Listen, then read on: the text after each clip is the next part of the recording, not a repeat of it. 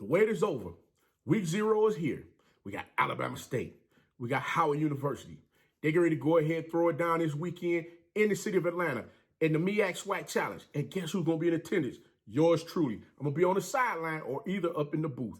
But guys, I'm going to give you the rundown on what you can expect in this game this upcoming weekend. So tune in, tap in, tell a friend. Y'all know what time it is. Coach going to go ahead and tap on in this thing and get straight to it. Y'all ready? Let's go.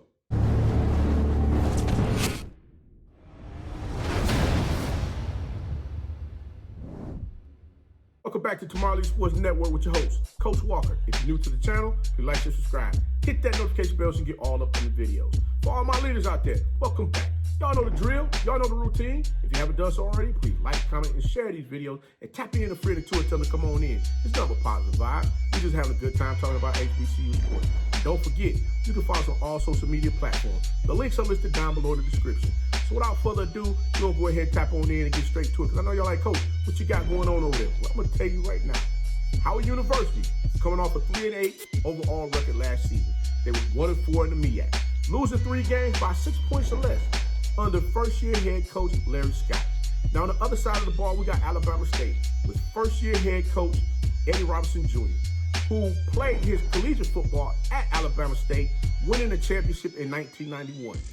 He's taking over the reins from the previous head coach, Donald Hill Ely. Now, both coaches are looking to start their season off on the right foot, making sure they are the first ones to get that W.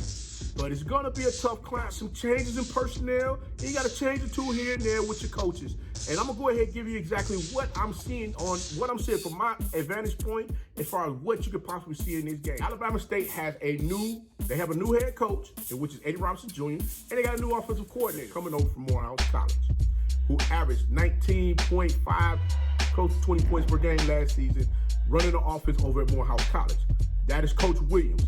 Now, he definitely has some playmakers on the offensive side of the ball that can help him move that ball up and down the field for the Hornets to put points on the board. But it's all going to start with the quarterback. We already know quarterback QB1 Davis, who transferred over from Auburn University. He has not played any football in 2 years. So we're going to see what's going on. I understand everybody say, hey, Coach, you ain't got to worry about it. When the lights turn on, it's go time. Well, guys, I'm going to be honest with you. I've seen that happen a lot of times before, and a lot of times the lights went on, you didn't see what you expected to see. I'm not saying that's what's going to happen with this young man, but I'm waiting to see just like all of you, and I will be there to see it with a bird's eye view. Trust me, they have a quarterback that's a dual threat. If things get a little rocky at the quarterback position, they got last year's starter, Miles Crawley, that will be there, as well as Joe Owens. Not to mention, you got the running game that I'm sure that Alabama State is going to be looking to get out there and run that ball in this game. And they're going to run that ball behind their running back leader of Meac, who was there last season, that ran that ball a ton. And he will have behind him Santos Dunn, who's a transfer from Morehouse, and Jawan Howell, who is a transfer, I believe, from North Alabama. I could be incorrect on where he transferred in from, but these young men are going to be out there looking to tote that ball for the Hornets this upcoming season to make sure they get that running game moving and grooving the way they need for it too, like they did last season. They got a big fella at tight end, Jalen Lake, transfer that came over to the program at the tight end position. Now, you can't forget about those wide receivers and Jeremiah Hickson and Kassan Johnson. They're going to be out there making sure that they run them routes as crisp as possible so that Davis can get them the ball down the field and they can continue to keep moving those chains. Now, like I stated before, my biggest concern on the offense and defense is definitely those big heavies up front. Them trenches is always something that I'm looking at, because last season, the offensive line for Alabama State, they came in together as freshmen. So you're watching them move up the ranks together, trying to look to see how that cohesiveness is going to be on that offensive line of scrimmage, making sure that they're able to keep QB1 upright and not allow the Bisons to get back there and disrupt the plays that the Hornets offense is looking to run in this game this upcoming weekend. Now, one thing I say is this. With the offensive line, I'm just trying to make sure that there isn't any injuries that's going to prevent a few players here and there that may not be able to play in this game due to injury on both sides of the ball. But on that defensive side of the ball, start moving on out of the program, I'm wondering how those gap stuffers up front on that defensive line Are they going to be as stout as they were last season, getting out there and being aggressive on that defensive line, letting opposing teams' offensive linemen know that, hey, you're going to have a rough time running the ball against the Hornets defense. Colton Bubba Adams will not be playing in this game come this weekend, still trying to get himself over the injury that sustained last season. Now, there's two linebackers that I think can come in and fill his shoes right away. The Griffin Field or Jake Howard. Jake Howard played last year, Adams' position last year when he was out on injury, and I think he's probably going to be that guy that they're going to nod to bring in right away to start at that position. Incoming freshman, the Griffin Reed, definitely can get after it out there on the field. So he's definitely an asset to that defense as well. And you already know DB Central back there, Ershad Davis, and none other than Mr. Eccles Jr., who speed kills. These two young men are definitely going to be all over the field, looking to prevent the Hornets from getting that ball up and down the field to do whatever it is that they think they're going to be able to do in the offense. So it's going to be a chess match out there from that standpoint as far as the Bison offense and the Hornets defense. You got to see how things go. Now I'm going to flip over and talk about the other side of the ball when it comes to the Bison getting out there and making some things happen, because you got to understand this. The Hornets definitely will need to come into this game making sure that they're prepared to stop that run. Because last season, they allowed an average of 4.7 yards per rush with opposing teams just running the ball against them last season. So you talk about 4.7 yards per carry, just imagine how often teams were getting first down when they were able to hit the Bison in the mouth running the ball. The DBs, fell a little short last season with allowing 8.16 yards per pass attempt. Last season, averaging like 214.77 yards per game.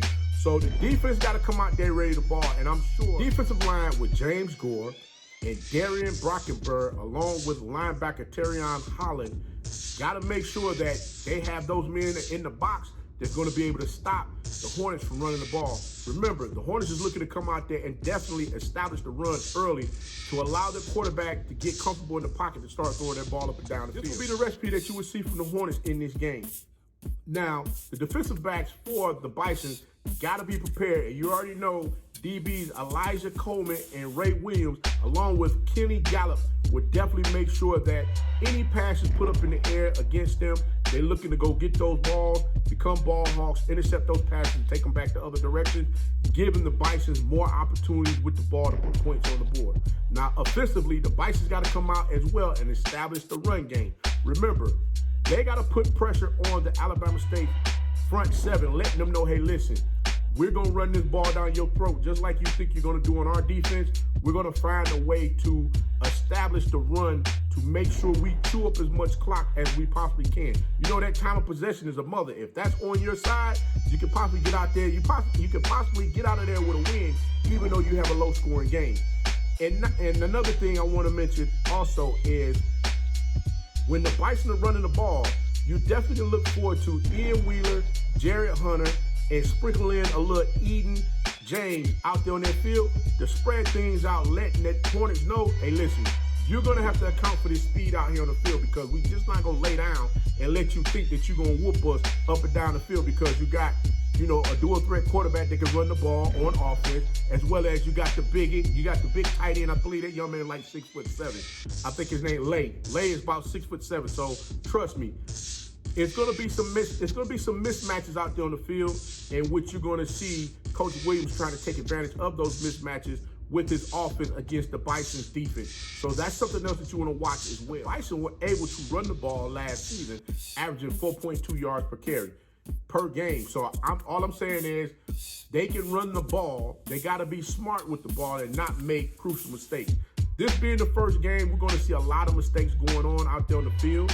But the one main ingredient for the Bisons to win this game, quarterback QB1, Quentin Williams, got to be on his A game, making sure he's not out there making errant throws to the receivers, in which the DBs for the Hornets is able to pick those passes off and take them back the other way.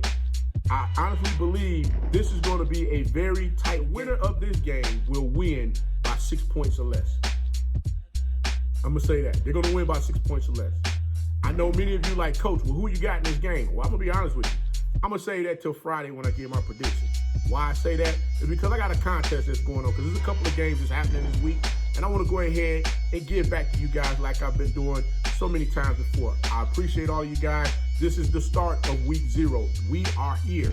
Week 0 football is here. We back, baby, and it's time to get to it. So, hey, I hope you guys enjoyed the information that I shared with you on the pregame as far as the breakdowns of the offense and the defense for both sides, for both teams, so that you can get an understanding of what to expect when these two lock horns out there this upcoming weekend. I believe it's going to be a great game, guys. It's going to be very entertaining. So y'all make sure y'all tune in, tap in, tell a friend of a friend. And if you have not liked, shared, and subscribed to this channel, make sure y'all do it, guys, because guess what? You're missing out. Because there's going to be some great things coming. And trust me, you're going to see me in a lot more games, because you're going to see me next week as well, and the week after that. And you're probably going to see me the week after that, and the week after that. So y'all better make sure y'all tapped in, tune in, and tell a friend of a friend of a friend to come on in. The Coach Walker is about to blast. I want to say it again, I appreciate you all. And hey, week 0, who you got? Leave your comments below. But until next time, be the one and lead.